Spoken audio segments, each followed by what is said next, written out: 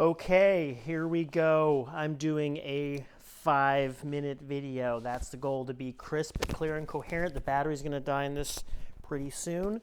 So I'm doing the daily 3. That's my plan. That's my plan. That's my creative framework.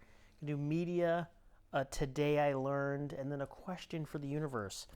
Media, I was at dinner with friends, and the thought of watching the movie, actually it was Friends with 2 twins and then a baby. Man, I am very impressed with people who have children. It is exhausting. I'm sure you get to a certain... No, I'm not. Why am I sure? It's exhausting. It was just exhausting, just being around. We went climbing at the gym, then like 2 little twin boys, and then a little girl. She's still like the holdable size, and the boys are in the run around, and breaking and fighting was happening a lot. So anyway, we started talking about The Ring, and I decided I wanted to watch that, and I'm feeling more exploratory and ready to try out more scary movies. And I decided after that big long day that was too much, so we did sort of some horror light, and we watched Insidious 2010 with Rose something, and Patrick Wilson.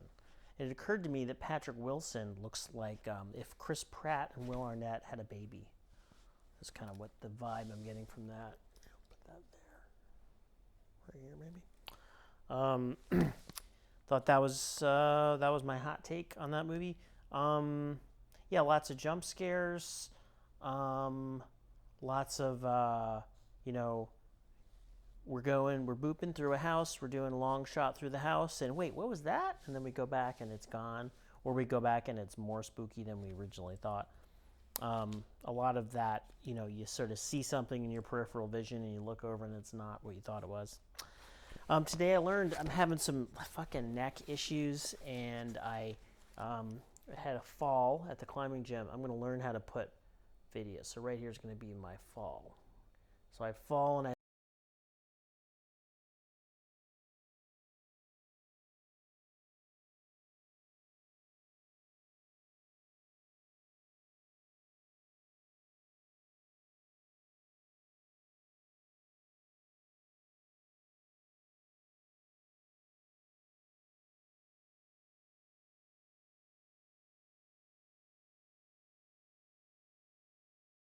land, and there's a sort of whiplashy thing happening. I went and saw a physical therapist, and it's my either my trap or my levator scapula. I think it's my trap. It's like attaching like up into my neck, and then down to the top of my shoulder blade. Had some paresthesias running down into my arm, and so I'm just learning about. So what's the thing I learned? The thing I learned then is that, let's see. What did I learn about the trap? The trap is gigantic. Large, important, diamond-shaped muscle. It originates in the occiput, the nuchal ligament, and spinous processes of the cervical vertebrae and the thoracic vertebrae, all the way down to T12. So that's all the way down. Whoops.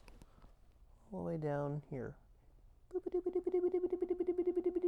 I wonder if that's the nuchal ligament. What a big ass muscle. Its insertions are on the lateral third of the clavicle and the amicron, the upper fibers. Okay, got that. That's way over here. That's way over here. I just farted. The scapular spine, the middle fibers. Okay, so here's the scapular spine under there. And a tubercle on the medial end of the scapular spine for the lower fibers. Okay, there must be a little tubercle down here. The orientation of these fibers ranges from inferior lateral to superior lateral. Okay, that makes sense. Yeah, so big ass muscle. I think I landed. I kind of hyperextended my neck, and then contracted, like kind of recoiled, and I felt like sort of mildly concussed, honestly. And maybe I'd sort of stretched out some neck fibers. So I decided I have this climber neck and I want to resolve it. And it's going to mean some physical therapy. The acute pain I know will get better, but I really need a long-term plan. And the end result is going to be, I think, some long-term postural changes. Like when I do big reaches, when I climb, I notice like when I'm trying really, if I'm moving statically, I can kind of pull my shoulder blades together and do big reaches. But generally speaking, if I'm trying hard at all, I tend to shrug really hard. And then just walking down the street, so there's climbing and my shoulder engagement. But even just walking down the street, I tend to be sort of hunched over. I was looking at Google Maps recently of a welfare hotel I lived at in the Bronx when I was a teenager, and I just remember just I got mugged. You know, it was an unsafe environment, let's say. And yeah, I just remember walking through the world in fear, basically, and just is one aspect of it. The other aspect of it is when I walk through the world, I worry about being perceived as a threat, which is,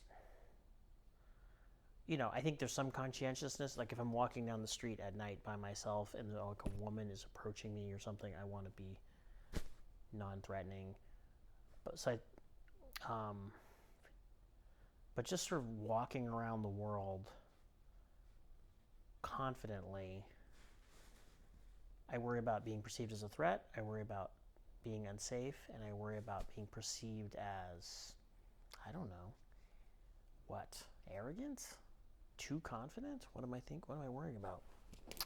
Who knows? Yeah, like someone's gonna see me walking down the street and say, that guy loves Andrew Tate and Bitcoin or something. I don't know. Who knows? So my question is, how do you carry yourself in the world?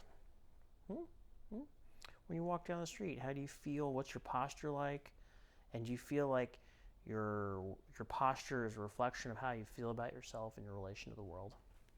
And do you think that if you have like I have neck and shoulder issues, in addressing those, do you think there's some value in also addressing?